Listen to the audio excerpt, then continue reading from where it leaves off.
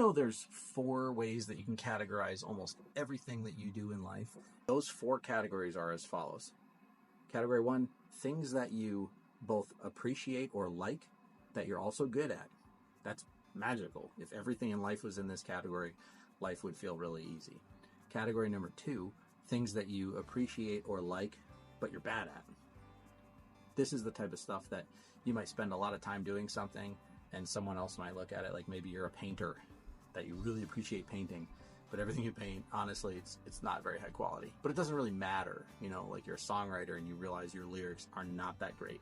But it doesn't really matter because it still feels like it connects with you because it edifies who you are because you simply love doing it. The third category is things that you are doing that you don't like, but you're good at. And then the fourth category is things that you don't like and you're bad at. And that's a real struggle. That's when people procrastinate quite a lot. Either one of those two, actually. So an example of category 3, I was talking to someone just last night, actually, who said they experienced this, that they were teaching some people some things. And they said, you should really be a public speaker. You're so wise and you have so much knowledge to offer on these topics and it's so helpful. But they were like, the last thing they told me that they would ever want to do is become a public speaker. They're like, I don't care how good I am, how natural I am at it. I don't like doing it and I'm never going to do it.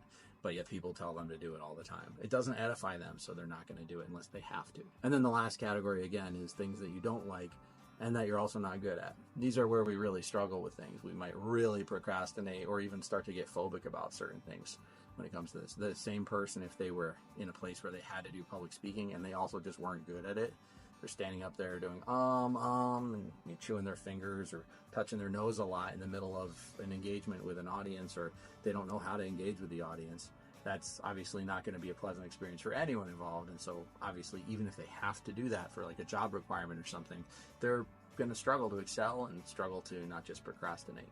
So what I recommend you do is you write down, look at tomorrow, what you expect that you'll have to do tomorrow, or perhaps look at yesterday and what you had to do yesterday.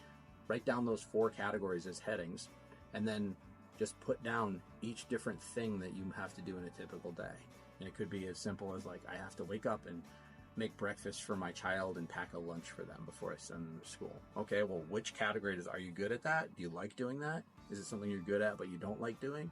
Is it something that you're bad at and you also don't like doing?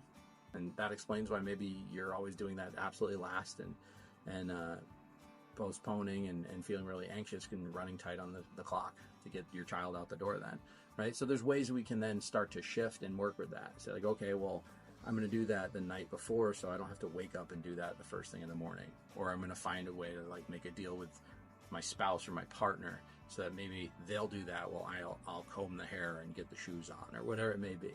So that's just one example of many, obviously, but there's ways we can start to work with these categories once we realize what things we have to do or are choosing to do and how those fit in each category, because these are not static, fortunately, and that's how we can see improvement in our general satisfaction and experience of what it is to be alive.